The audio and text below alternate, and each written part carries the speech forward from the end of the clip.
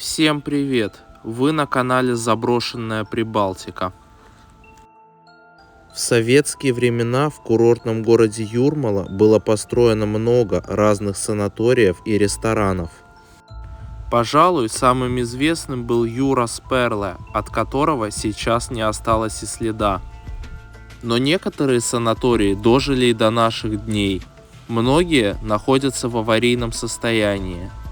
Также некоторые из них находятся под охраной.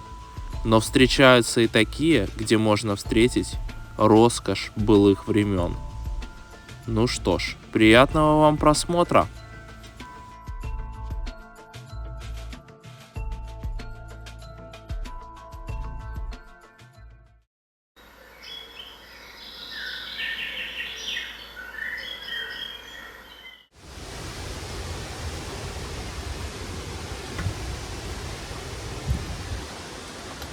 Что ж, а вот и выбитое окошко. Но сразу за окном висит датчик движения. С того момента, как я здесь побывал полгода назад, судя по всему, здание взяли под охрану. И как только я залезу внутрь, сразу сработает сигнализация. Попробую обойти датчик движения. Но в случае, если он сработает, охрана приедет в течение, наверное, 5 минут. Если пройти по подоконнику, может быть, он и не сработает.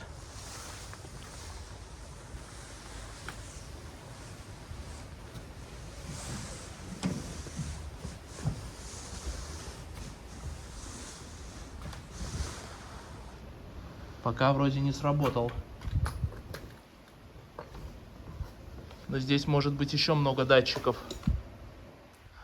Вот я и внизу, и датчик пока что не пойму, сработал или нет. Похоже, сработал.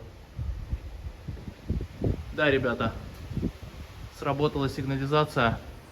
И у меня есть около 3 минут на то, чтобы здесь все посмотреть. Собственно говоря, самое интересное, что здесь есть, это вот такой бассейн.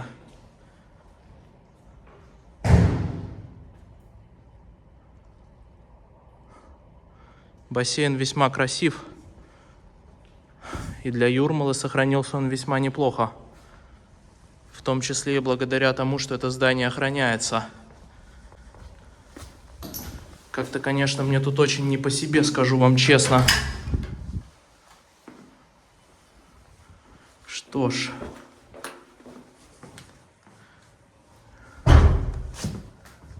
Здесь еще есть баня.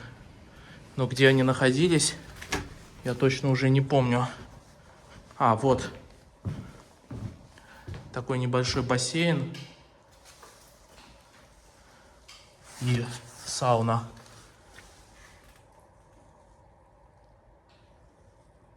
К сожалению, время оставило и здесь свой след. И восстановить это все даже при желании было бы крайне сложно.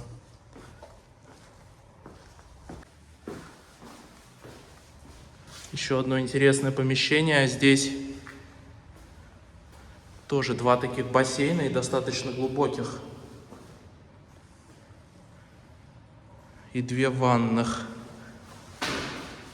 Что ж, к сожалению, мое время уже подходит к концу. И для того, чтобы меня здесь не поймали, нужно отсюда выбираться, пока есть возможность это сделать.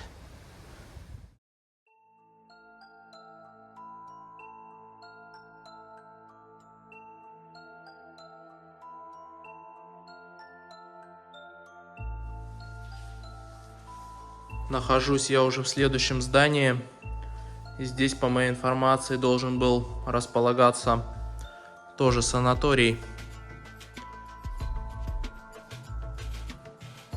Но выглядит так, что все помещения пусты.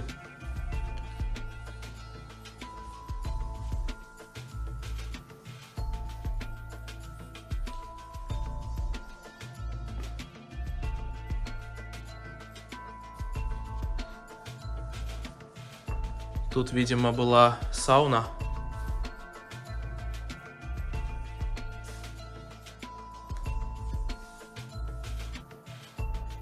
Похоже на небольшую паровую сауну со встроенным душем.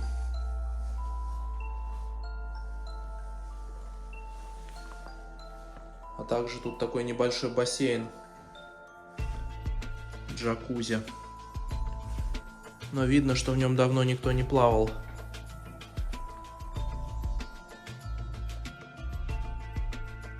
Пульт управления. Тут можно было включать-выключать подсветку, регулировать температуру. И еще разные кнопки. Для чего они были, я не знаю.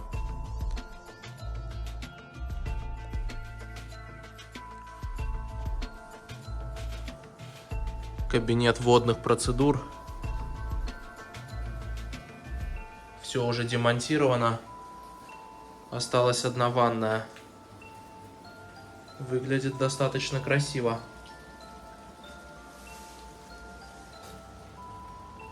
После процедуры убрать из ванной черный коврик. Гласит надпись на латышском языке.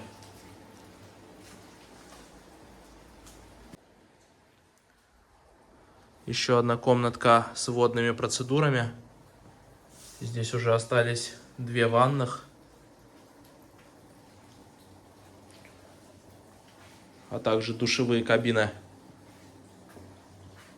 Думаю, что после ванной пациенты могли принять душ. А ванна была, вероятно, с лечебными грязями.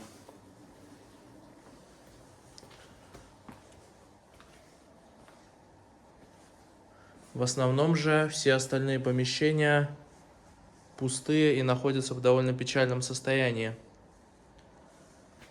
Солярий когда-то здесь был.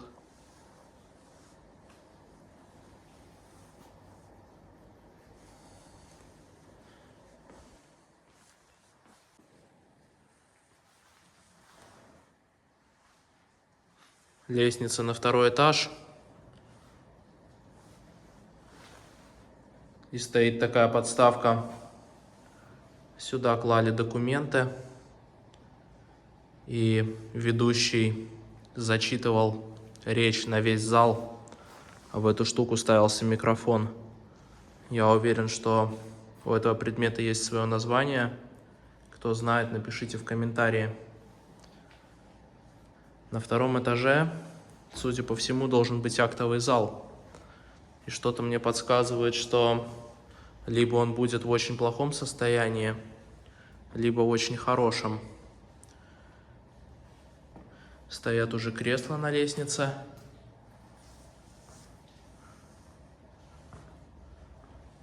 А вот, похоже, и сам зал.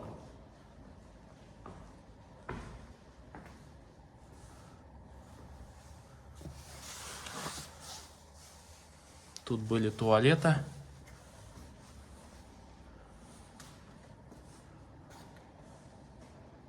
Вот это да! Посмотрите на эту красоту.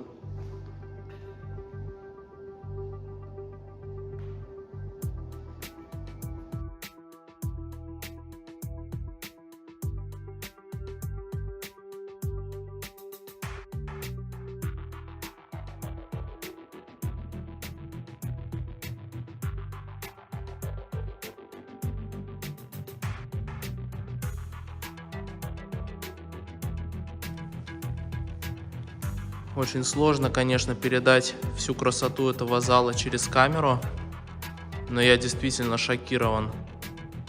Подобные места в 2022 году найти крайне сложно, чтобы они так хорошо сохранились и дошли до наших дней. Все стулья, столы на своих местах. Здесь даже не так много пыли. И невероятно красивые люстры.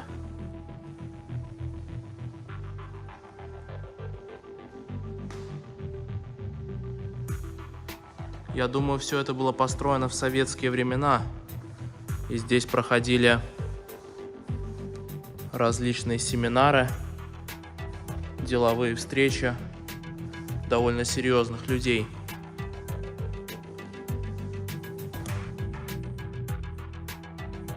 Вот, собственно, и стол ведущего. В этот микрофон ведущий говорил речь, и его слышал весь зал.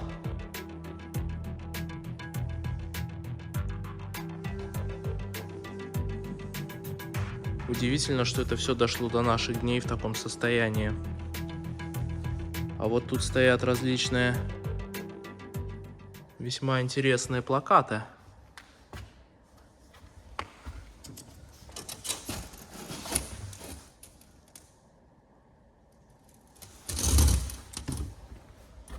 Интересно, зачем они здесь?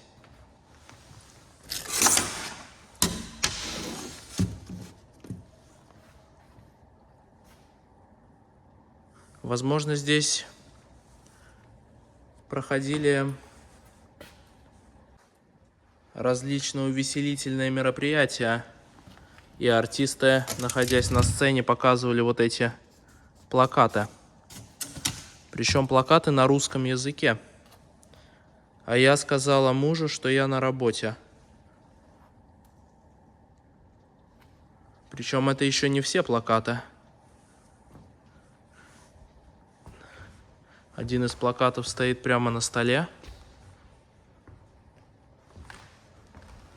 Несколько плакатов стоят еще здесь. Ищу нового мужа. Мог ли я подумать? Что ж, это весьма интересно.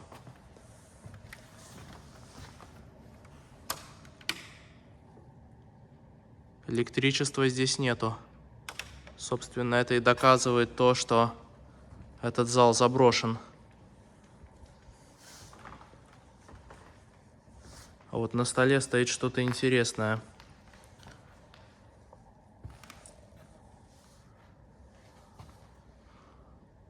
Проектор немецкий. Честно, я в такой аппаратуре не разбираюсь. Но здесь написано, что это проектор.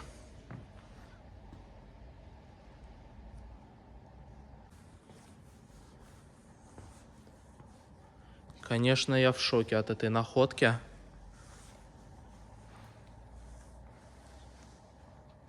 Я думаю, этот зал был построен в советское время. Не знаю, конечно, точно в каких годах, но выглядит крайне роскошно. Тут есть две таких будки в зале. Это почти пустая. А вот и вторая будка.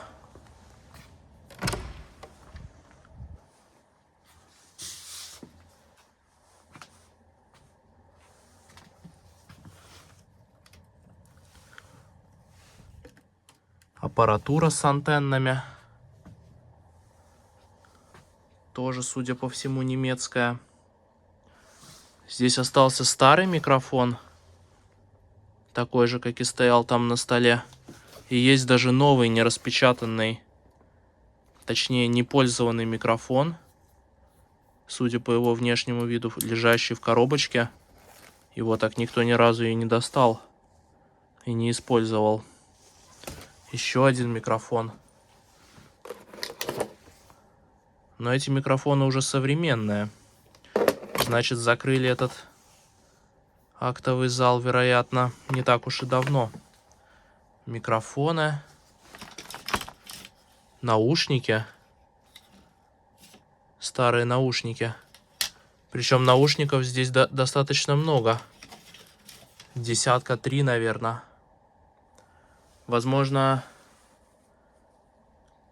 каждый человек, сидевший за этими стульями, одевал такие наушники, и они могли слышать лучше, что им говорил ведущий, через такие наушники. Иначе сложно объяснить, зачем их здесь столько. А вот и одни наушники даже не распечатанные.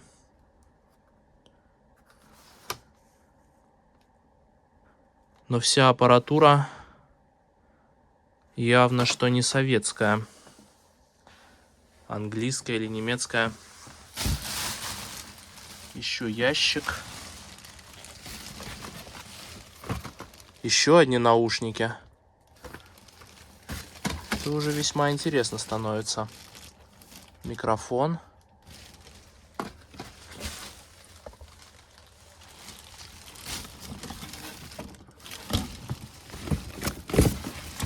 Сто ресторанов. Может быть, будет видно, какого года этот каталог.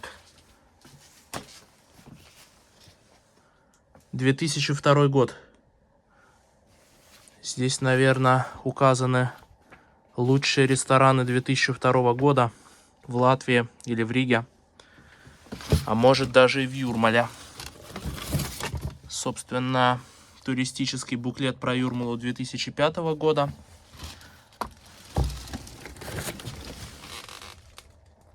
Инструкция, как пользоваться пультом оратора на латышском языке. И такой документации здесь достаточно много. Но это все то же самое про пульт оратора. Просто продублировано на много экземпляров.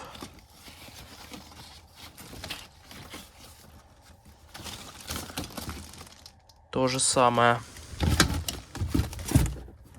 Что ж, я думаю, здесь копаться смысла нету, потому что тут все похожее. А что вот это такое стоит?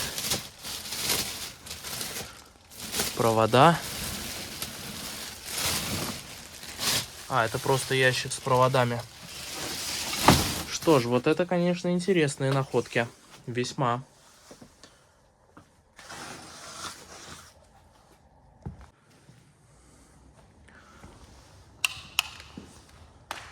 Здесь света тоже нету. Что ж, вероятно, это место было заброшено в 2005 году, судя по буклетам, найденным внутри зала. Значит, место заброшено уже ни много ни мало 17 лет. А актовый зал весьма меня порадовал, потому что найти что-то подобное с каждым годом становится все сложнее и сложнее.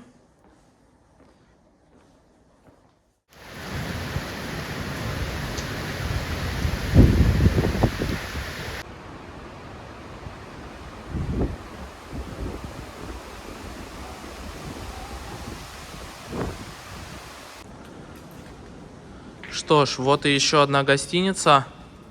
Сама гостиница внутри пустая. Все комнаты, номера пусты. Ничего интересного нету. Единственное, что здесь сохранилось, это очень красивый бассейн. Когда-то он был действительно красив и по-своему роскошен. Но сейчас он пришел в упадок из-за времени, из-за людей, которые тут бывают. Кто-то залез, нарисовал граффити.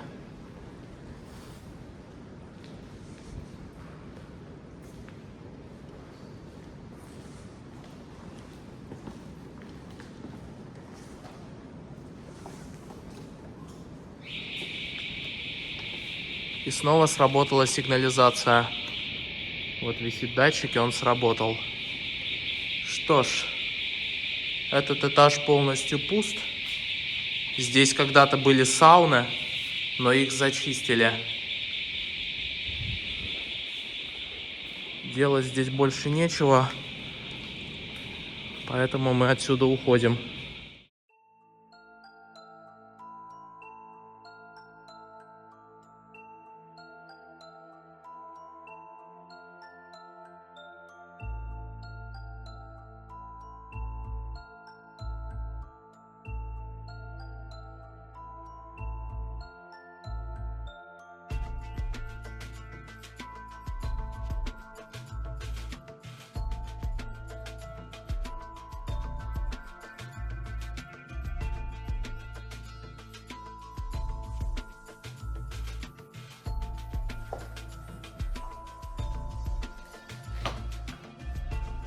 Еще одна гостиница с такой же печальной судьбой, как и остальные. Отель Балтия.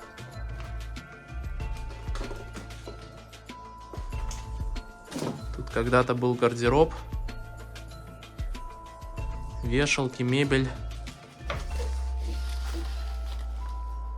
карта Юрмалы. И все в очень печальном состоянии.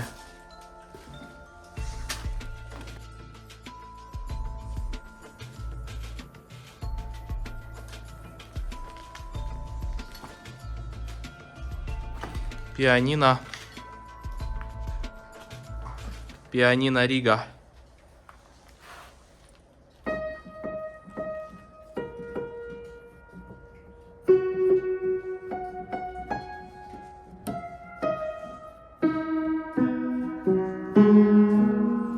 В принципе, его можно было бы еще отреставрировать.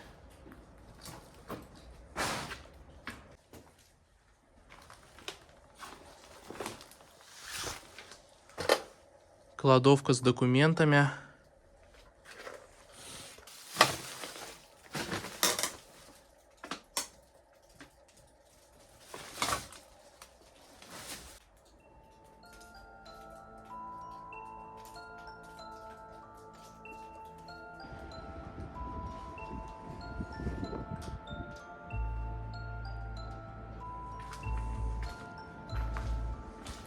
Долго ходил я по гостинице, чтобы найти хотя бы более или менее сохранившийся номер и показать вам.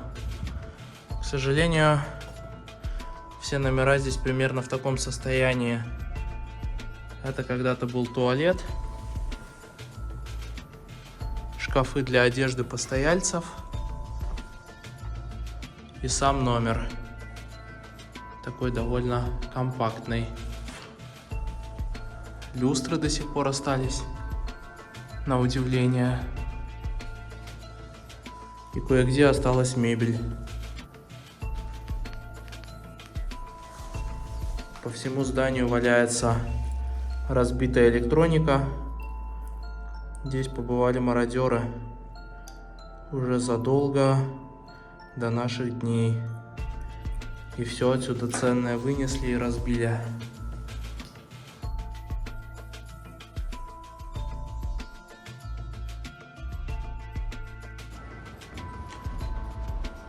На последнем этаже довольно жутко, потому что периодически от сквозняка хлопают двери, окна, постоянно стуки, с потолка капает вода.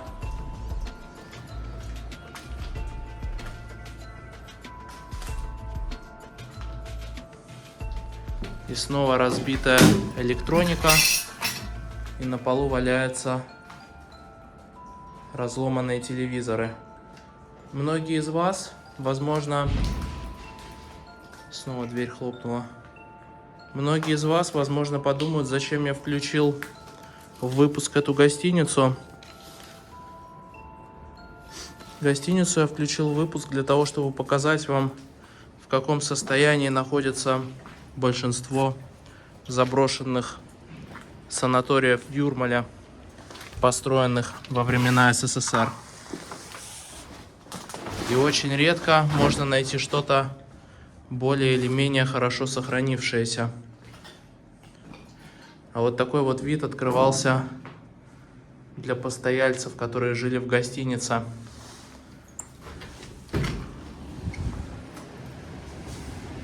Сегодня очень ветреная погода.